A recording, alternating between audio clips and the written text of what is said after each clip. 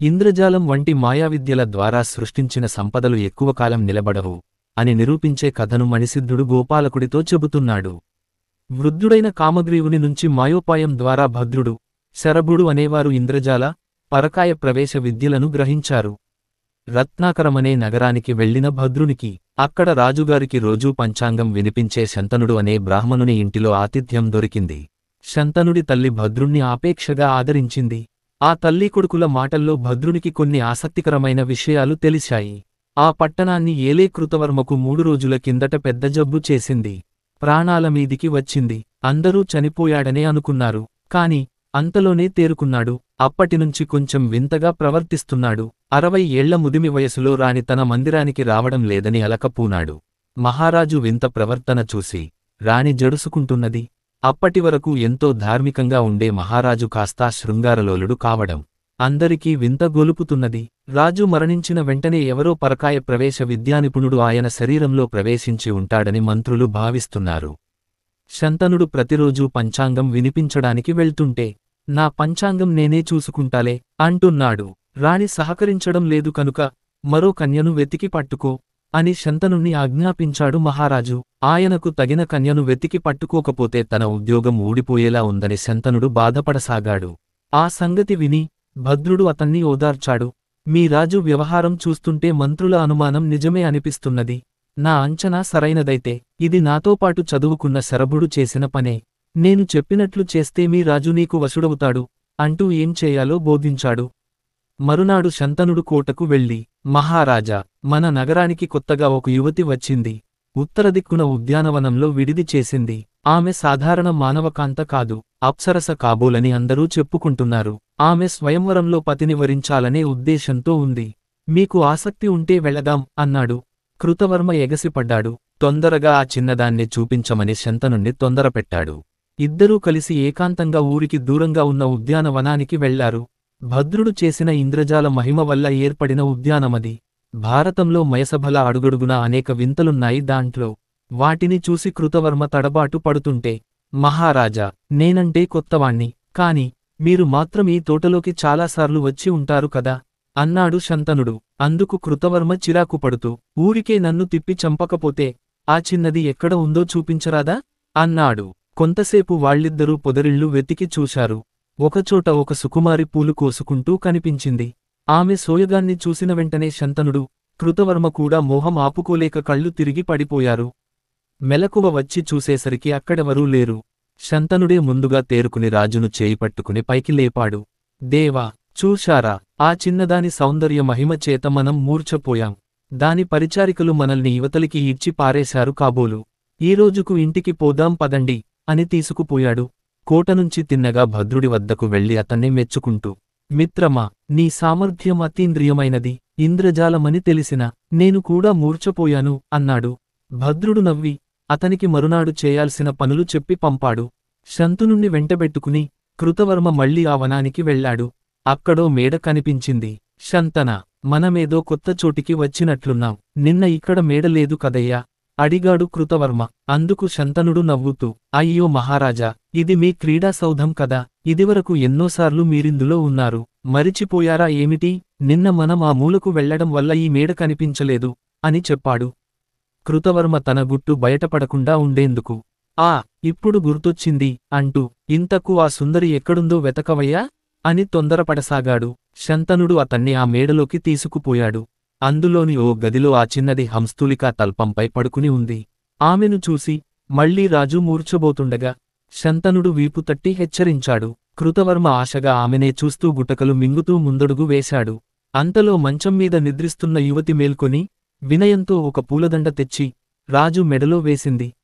ఆమె రంభ కాబోలు, ఈ పూదోట స్వర్గంలోని నందనవనం కాబోలు అనుకుంటూ ఏం మాట్లాడితే ఏమవుతుందో అని సంశయిస్తూనే మాట్లాడకుండా రెప్పవేయకుండా ఆమెనే చూడసాగాడు కృతవర్మ.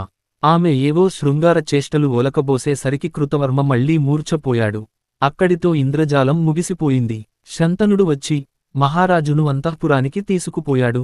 ఆ విధంగా 10 రోజులపాటు రాజును రోజూ అక్కడికి తీసుకుపోయి ఆ వింత చూపించి తీసుకురాసాగాడు. ఆ మాయా యువతి ఒకరోజు తాంబూలమిచ్చి ఒకరోజు గంధం పూసి రాజును మత్తులో పడవేస్తుండేది. కాని రాజు ఒక్కనాడు కూడా మూర్ఛపోకుండా ఆగలేకపోయేవాడు.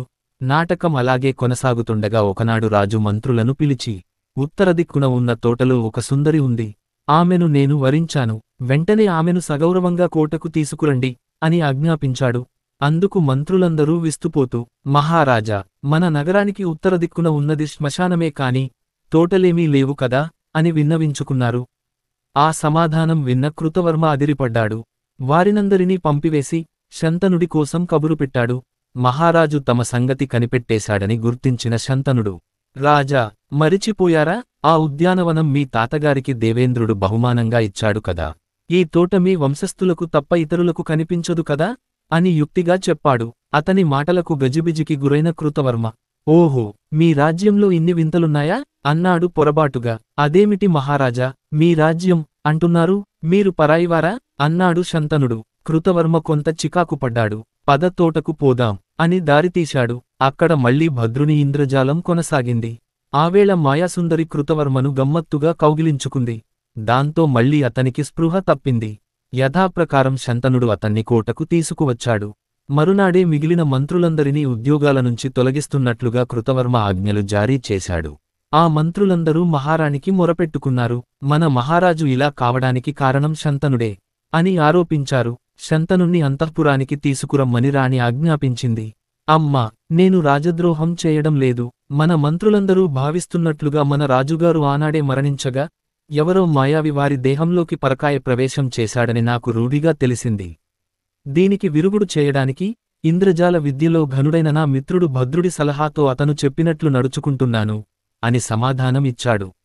అయితే ఆ భద్రుణ్ణి ప్రవేశపెట్టండి అన్నది రాణి. భద్రుడు వచ్చాడు. రాజు శరీరంలోనుంచి మాయావి తొలగిపోయేలా చేయి అని మహారాణి అతన్ని కోరింది. భద్రుడు అంగీకరించాడు. అక్కడినుంచి తిరిగి వచ్చేస్తుంటే యువరాణి కాంతిసేన అతని కంటపడింది. చూపు తిప్పుకోలేకపోయాడు. మన్మథ బాణాలకు గురయ్యాడు. శంతనుడి సహాయంతో భద్రుడు అక్కడినుంచి అతికష్టం మీద బయటికి వెళ్లగలిగాడు. ఆ తరువాత మహారాణి తన కూతురిని చేరపిలిచి, అమ్మా, నీకు వివాహం చేసి అల్లుణ్ణి తెచ్చుకుని అతనికి రాజ్యాన్ని అప్పగించాలని నేను, మీ నాన్నగారు ఎంతో ఆశించాం. కాని నీ వివాహం కాకముందే మీ నాన్నగారికి మృత్యువు వచ్చిపడింది. ఆయన దేహంలో ప్రవేశించిన వాణ్ణి తొలగించి నిన్నే రాణిని చేస్తామని మంత్రులు చెబుతున్నారు. చిన్నదానివి, నువ్వు ఈ భారాన్ని భరించగలవా అన్నది విచారంగా. అప్పుడు కాంతిసేన తల్లికి ధైర్యం చెబుతూ, అమ్మా, నీకు బుద్ధిమతిక అనే స్త్రీ కథ చెబుతాను. ఆమె అనుకోని పరిస్థితుల్లో తన పిల్లలతో కలిసి ఒంటరిగా అడవి మార్గంలో ప్రయాణం చేస్తోందిట. ఒకచోట తెలియకుండా సింహం గుహ వద్ద విశ్రాంతి తీసుకోసాగింది. గుహలోని సింహానికి ఆమె ధైర్యం చూసేసరికి ఆశ్చర్యం వేసింది. మెల్లిగా బయటికి వచ్చింది. సింహాన్ని చూసిన బుద్ధిమతిక బెదిరిపోకుండా, పిల్లలు, మీరు సింహం మాంసం తప్ప తిననంటే ఎలా చచ్చేదిరా? దొరకనివ్వండి చూద్దాం అన్నది. ఆమె మాటలు విన్న సింహం బెంబేలుపడి అక్కడినుంచి పారిపోయింది. గుహ విడిచిపెట్టి వేరే చోట తలదాచుకున్న సింహాన్ని చూసిన నక్క ఒకటి ఫక్కుమంటూ నవ్వింది. అడవికి రాజువైన నువ్వే ఇలా బెదిరితే ఎలాగయ్యా? పదపద ఆ మనుషుల్ని చంపి మనిద్దరం పంచుకుందాం అని ప్రోత్సహించింది.